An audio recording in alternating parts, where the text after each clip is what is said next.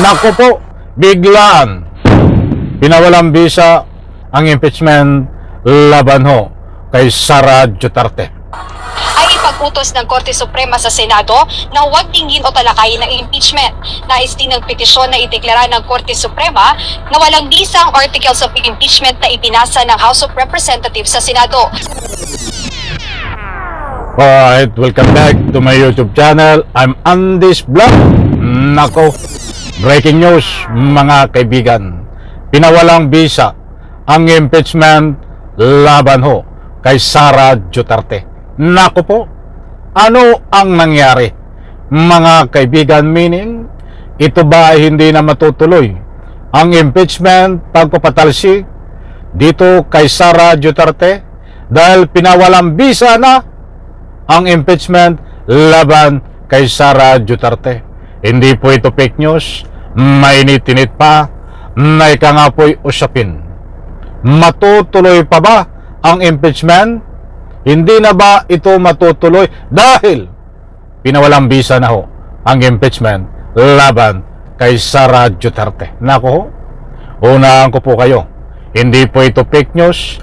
Importanteng malaga mga mahal kung taga-subaybay na malaman nyo ito at mapanood, mapakinggan, at nang sa ganon lubos nyo pong maunawaan dito po mga kaibigan sa matinding pangyayari ngayong araw na ito, at nagkaroon nga po ng tinatawag na pagwalang bisa, pawalang bisa, wala ng bisa ang impeachment laban kay Sara Duterte. Shout out po sa lahat mga mahal kong taga-subaybay, at inaanyayahan ko po kayo na patapusin, panoorin ang vlog na ito hanggang dulo, at nang sa ganon lubos nyo pong maunawaan.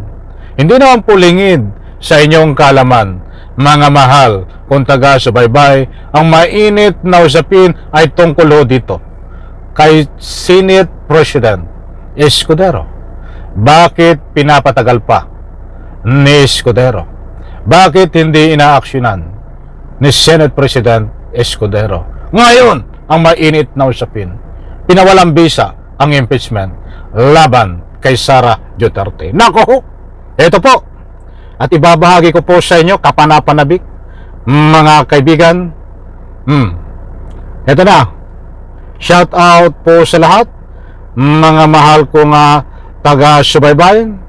At ito po, sino-sino ang mga abogado na naghain ng nasabing petisyon sa Korte Suprema ngayong araw? Ang ilang Mindanaoan lawyers at Duterte allies yung naghain nga ng isang petisyon kanina rito sa Korte Suprema, at pinangunahan ito ni Attorney Israelito Torion at Attorney Martin Del Grana, dating LTFRB chairman na itinalaga ni dating Pangulong Rodrigo Duterte. At kasama rin nila yung higit 20 lawyers pa o 20 petitioners pa.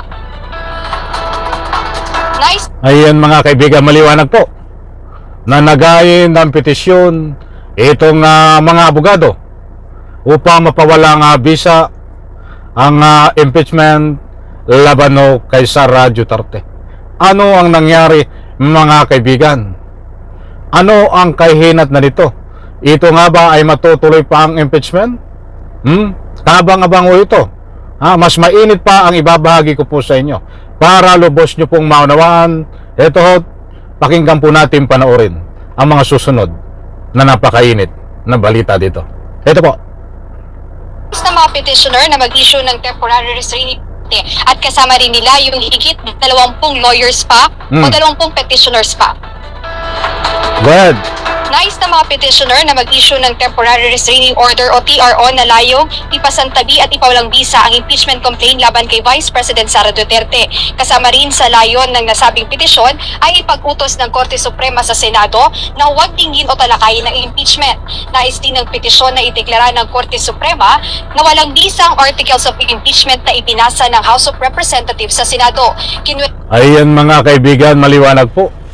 Itong mga nagayin na mga abogado ay gusto nilang pigilan na ipawalang bisa ang impeachment complaint laban kay Sara Duterte. At ang layunin din po na kanilang petisyon diyan sa korte ay huwag talakayin diyan sa Senado. Ito na ang ginaganong ko, mga kaibigan. Kung magugunita nyo po't maalala sa last upload ko kaninang umaga, kahit balikan nyo po, ang sinasabi ko doon, darating ho ang ilang oras, darating ang panahon na magkakaroon po ng pagkakataon ang kampo ni Sara Duterte na magpetisyon para ipawalang bisa. Datapuat na talaki po, nasabihan ko sa inyo ngayon, nangyari na po. Nagkaroon po sila ng butas, mga mahal, kung taga-subaybay, na ang dahilan ay sa ika nga po, hindi agad inaksyonan nitong si Senate President Escudero. Nako po, itutuloy po natin ang komentaryong kaunti na yan, maya-maya lamang po. Ito pat na patindi ng patindi ho ang matutuklasan nyo. Question ng mga petitioner ang na ideklara ng Korte Suprema na walang bisa ang articles of impeachment na ipinasa ng House of Representatives sa Senado. Kinwestiyon ng mga petitioner ang prosesong isinagawa ng Kamara sa impeachment ng pangalawang Pangulo. Ayon sa grupo, ang mga impeachment complaint ay defective, constitutionally weak at jurisdictionally void o hindi naaayon sa batas. Aga after nga nung Hindi raw po naayon sa batas ang impeachment complaint, kaya nagkaroon po sila ng pagkakataon na questionin po diyan sa korte para ipatigil ang impeachment, para mawalang bisa ang impeachment at huwag ipadinig, huwag dinggin, huwag talakayin sa Senado po. Ito pa, pagkatapos po nito ay bibigyan po natin ng linaw ito at kaunting komentaryo. filing nila kanina sa Korte Suprema ay nagsasagawa sila ng press conference para linawin kung ano o tungkol saan yung petisyon na inihain nila sa Korte Suprema ngayong araw. At iyon yung maalamin pa natin sa mga susunod na oras. Ayan muna update dito sa Maynila. Balik sa'yo, Aga. Ayan po mga kaibigan, maliwanag po, ngayon pong araw na ito, nangyari yan na mayroon pong mga abogado na kampo ni Vice President Sara Duterte na nagkaroon po ng petisyon diyan sa korte na pigilan ang impeachment, ipawala ang bisa ang impeachment, wag talakayin sa Senado dahil walang basihan mga mahal kong taga-subaybay. Sabi ko na sa inyo magkakaroon dito ng butas, mga kaibigan. But mga mahal kong taga-subaybay, gusto ko muna ang hingin ng inyong panig bago tayo magpatuloy ulit. Naniniwala po ba kayo na papabura ng korte itong si Sara Duterte, itong mga nagpetisyon na ipawalang bisa ang impeachment complaint? Naniniwala po ba kayo na ito'y mawawalang bisa? Papabura ba ang korte kay Sara Duterte? Diyan po sa comment section.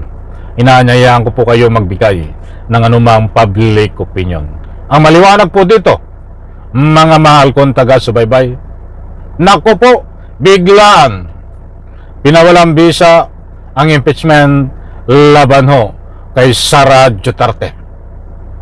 Ibig sabihin hindi na ba matutuloy ang impeachment laban kay Sara Duterte?